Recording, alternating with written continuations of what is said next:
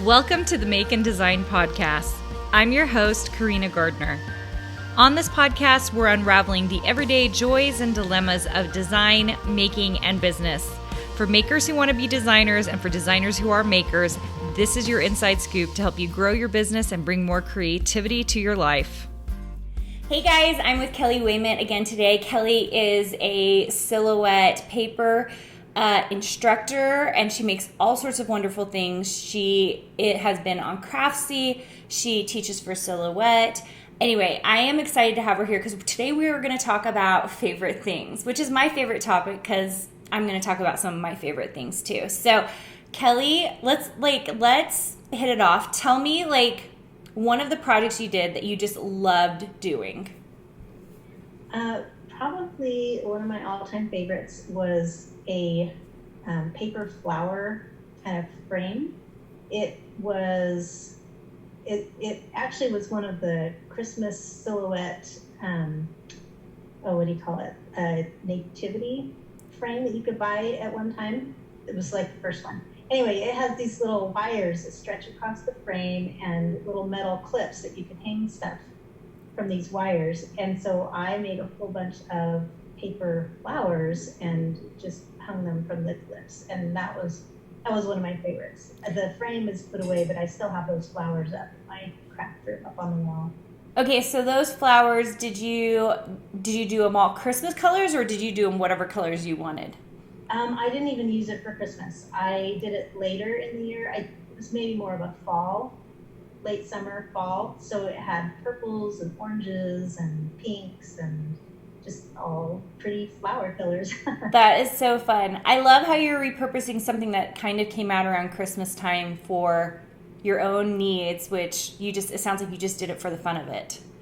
Yeah, I did. So fun. Okay, I love it. Tell me another project where you had an aha moment, where you're like, oh my gosh, this is going to be amazing. Probably another paper craft where it had to have been this first little haunted house I did with the original cameo. Just being able to take a flat piece or several, of course, several flat pieces of paper, and all of a sudden you've got score lines, and you fold and glue it together and just add all these layers, and it turned into this cute house. It was a cutesy Halloween house, so I don't do scary for Halloween. But that was amazing to me. I loved I love doing houses.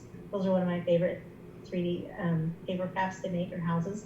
But that was just so fun to just create something, take something flat, and just with a little bit of effort and folding and glue, all of a sudden it was this beautiful 3D piece that you could set on your counter or your shelf, and people would be, there's so many details that people could look at it and just spend time noticing all the detail. It's just really fun. And so I've loved making 3D crafts ever since then. Yeah, and I love it because it feels like you're putting together art. And you have to kind of have a more mechanical mind, at least I think, even building it, but even designing it. I remember the first thing that I designed, and I sat down to figure it out, and I cut it out, and the tabs were all in the wrong places. I was like, oh my gosh, I have 2 tabs on this side, no tab on this. Things that you think are going to make total sense and be super easy, are not when they're flat, because you're like, wait, why? Oh, there's nothing holding the roof together. There's nothing. It is really funny. But then when it does come together, it's total magic and gold. I was working on, actually last Halloween, I started working on a huge, an ultimate project, my Gingerbread House, but for Halloween. And I started building it, and I actually never finished it because I was like, I'm going to finish this for next year. It's a big enough project. It's going to be a next year project. But the just figuring out the way that the angles of the roof was going to be for this was a little different than anything else I had done before. Because the nice thing is once you design one silhouette, like one house. Usually you can like rearrange it and change the pieces, but it's not like guessing where all the tabs ought to go. But for this, like, I'd never built a roof like this before, and I was like, I don't know if that's going to work. I cut it out probably 3 times before I got it right. But when it's right, it feels like magic. Like, how did the paper do that? I mean, but it's like, what? How did that work? Yeah, and people who don't have like that spatial awareness, that it's really impressive. The other people sometimes when that's paper. How did it just blows their mind. It's true. It's also, I think, almost thinking, it's so funny. I think of Minecraft. It's almost like building everything in boxes. Like, you're thinking about everything in boxes. How can I take this box and just change it a little bit to turn it into something magical? And for me, I think the best thing about those houses or villages are all the tiny little details, right? You were just talking about you make the cutesy Halloween house. Like, I love the little pumpkins that are pop out from those, or the little Santas or whatever. Yeah. I did one Halloween house where it was meant to have like a tea light inside of it. And so I made I used vellum for the windows and had a witch inside. So when the light was on, you couldn't see this witch inside the house unless you had the tea light on. So just fun little details like that. I love that kind of thing too. And I always I tell myself, I'm going to build more vellum things. Or I definitely design everything with the thought that you could use vellum for the inside piece. But then when I go to cut it, I'm like, I'm just going to use this white paper. It's just easy. Yeah. So I have to be like very much focused on like how I want it all to look, which is so crazy. Okay, any other favorite projects? I have done, so I love vinyl and heat transfer. Both those are really easy to work with, I think, like paper. So for vinyl, a project I made that I have actually made several times, but for a wedding gift, I'll take a glass, kind of a shadow box frame works a little bit better, but I'll take glass and I'll use vinyl to make a stencil, and I will use etching cream to etch out the bride's last name, her new last name. And then once that's etched and cleaned off, then I'll also cut out a vinyl, and they lived happily ever after, and kind of overlay that on top of the etched piece. And it's so fun to watch the bride's reaction. It's usually a bridal shower gift, and she, I've had some really good reactions the first time they see their last name, their new last name on a custom piece like that. It's just really, really cool. And so I've done that many times as a good gift. And then also as a wedding present, I've done heat transfer on fabric that is actually glued to like a canvas panel. Oh. So they can frame it, or they can just put it on an easel or whatever, and just some pretty wedding quote that I get from the Silhouette Design store. I'm not clever enough to come up with my own. I will admit that it really hasn't been until this year that I have been like wholeheartedly, like almost weekly, working with vinyl and heat transfer. Before that, I was like a paper girl, and that was it. Like, I was just like paper all the way. And it might be just because I was a paper designer for so many years and the creative director of a paper company. But I am like obsessed with heat transfer and vinyl now, because they're just so easy to cut, and I had no idea.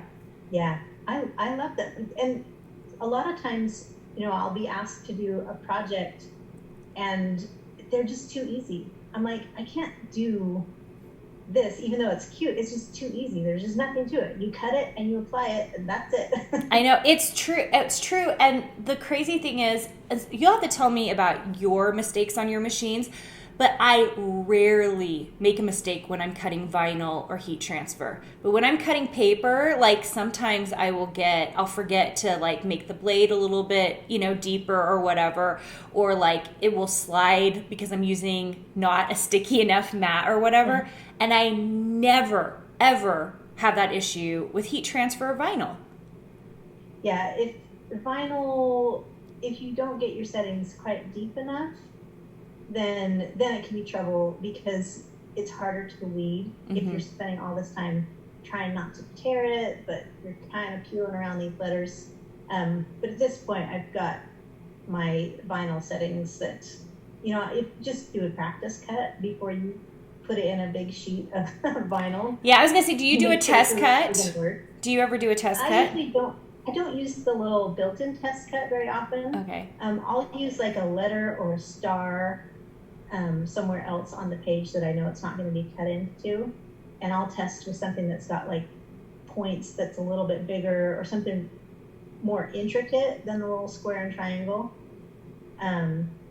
I've cut enough vinyl that I have had mistakes, but usually just some practice cuts to make sure that is really cutting through cleanly all the way before you start on the big project. That's the biggest okay thing. I don't create another extra little something. I just use Silhouette's test cut, and that has always worked well for me. And I will say I own a lot of different vinyls. Like I own Silhouettes, I own the Oracle, I own some off brands, and so I feel like every single one of them have a different cut setting. A little bit different. And I'm not sure, but I've got vinyl that's 10 years old. Me too. Doesn't cut as well as the new stuff. So I'm not sure if there's something that happens that it kind of deteriorates over time, but I don't either. I just usually cut those a little deeper. Yeah, me too. Me too. And it always ends up working out okay. I do that test cut because I'm too nervous at this point because I've cut too deep before. I tend to be the opposite of you. I always end up cutting a little too deep, and I'm like on a setting of a 4, and I'm like, oh yeah, Carina, it's time to pull that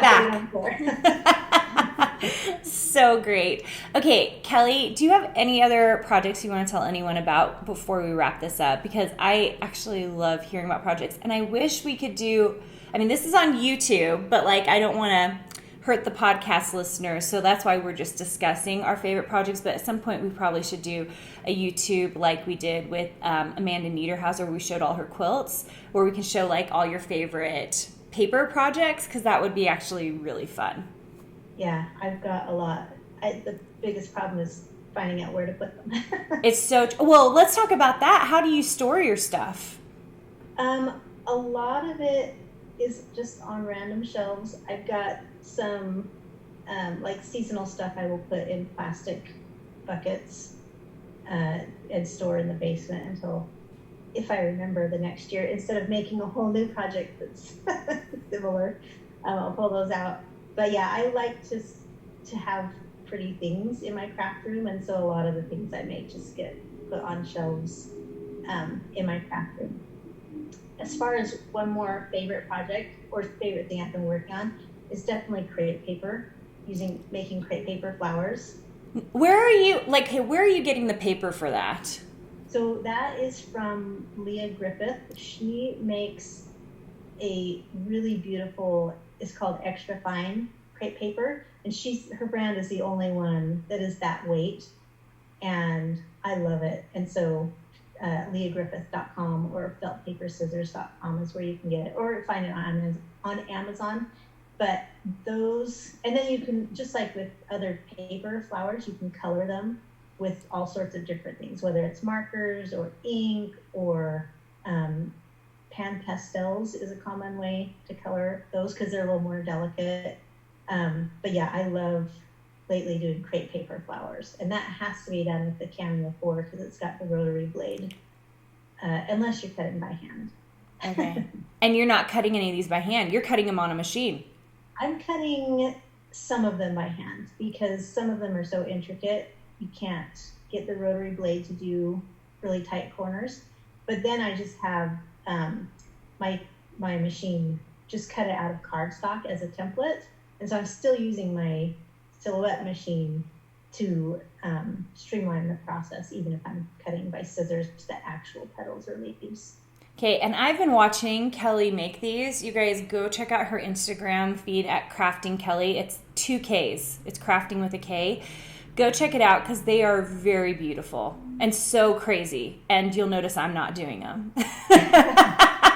I'm like, if I'm even thinking about hand cutting, I'm like, nope, I'm out. I am out. It's been kind of fun to go like back to my roots, hand cutting from before I ever got a cutting machine. I love that. It's either the really simple stuff or the really intricate stuff that I cut by hand, and everything else I have the Cameo machine do it. So awesome. Okay, you guys. Kelly, thanks for being on. This has been so fun. If you want to find out more about Kelly, Kelly, where can they find you? So you can go to my website, which is findingtimetocreate.com. And then from there you can find like my social media.